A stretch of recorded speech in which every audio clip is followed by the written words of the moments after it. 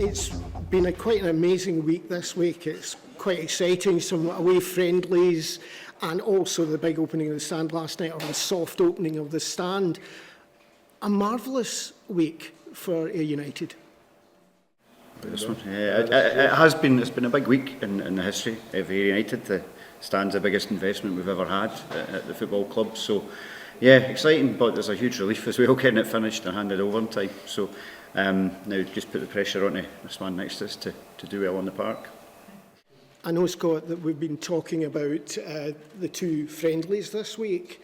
How did that help you, inform you for the way your team's going to set up for the game against Celtic? Lads have done well. Pre-season's been hard.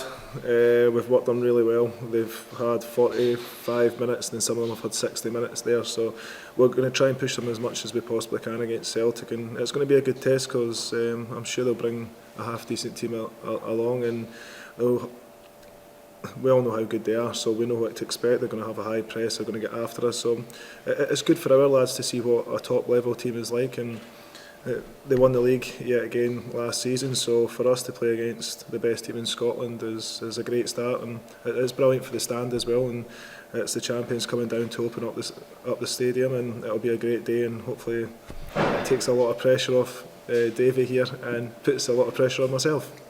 Now, this week, as I said, you had the game up against East Stirling, East Kilbride. East Kilbride, a number of fans coming away saying some of the younger players really impressed, Dylan Watrett in particular.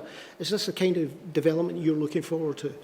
Yeah, Dylan's done really well since coming in, so for us it's been trying to push him. He went away on loan last season to get minutes underneath his belt, to also have an understanding of what it's like to play men's football. So for him to go out there, get that loan, and also winning games and playing well, and speaking to their manager, they were all rave reviews about him and Ollie as well. So it's been good to see them come in pre-season and get their opportunity, and I'm sure he'll take it further on. And as I say, the two games that he's played in, he's done really, really well, and I've been impressed. So the Celtic game again, massive occasion, as you both alluded to there. Are you going out there to play the occasion, or is this still seen as a big part of your build-up and finding out about players? No, we're going out there to work hard, to enjoy the game as well. It'll be a great occasion for the club, and as the chairman says, it's the first big investment that the club's had in 100 years. 100 years to yeah, so it's not changed much, but it's great now. So hopefully the lads put in a good performance. As I say, it's going to be a hard game. We know what to expect, but it's going to be a workout, and at times we're going to have to go into that mid to low block, which is fine, but it's about how we deal with going forward as well, and us having an understanding of how to work out their shape, but at the same time be controlled and calm on the ball. And for us, we want to make it an interesting game. We don't want to sit back and defend for 90 minutes. We want to try and get after Celtic and cause them a little bit of problems as well. Actually, last night was an amazing event, soft opening of it, and one of the highlights of it was you talking about the community that Ayr United had created with, for example, building using local suppliers, etc. Yeah, that was really important. So community wealth building it's in the title, isn't it? It's all about the community. So having we've got lots and lots of talented people on the terraces, so having them involved, making them accountable, they went the extra mile. It was great. It felt like a real sort of united front on the build, which I'm in the building game and it doesn't normally feel like that, to be honest. So. And also, I think there's comments this morning about having seen it covered with so much local sponsorship has really brought that stand to life even further. And again, that shows just how much something like an investment like that in a club can do for the community.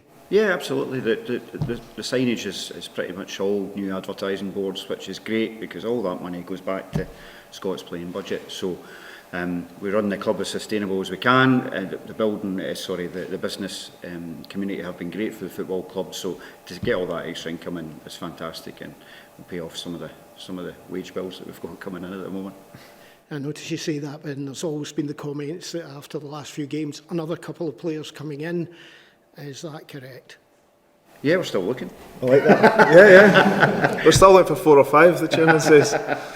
No, we're always looking, and there's always going to be movement in the squad, and all the way up till that window closes, and you never know what happens, and somebody might want a player that's maybe out of favour or maybe not get as many minutes as they want. So as I say, football's it is brutal at times, but it's part and part of the game. People come, people go, and we need to make sure that we try and get the best quality that we can possibly get in.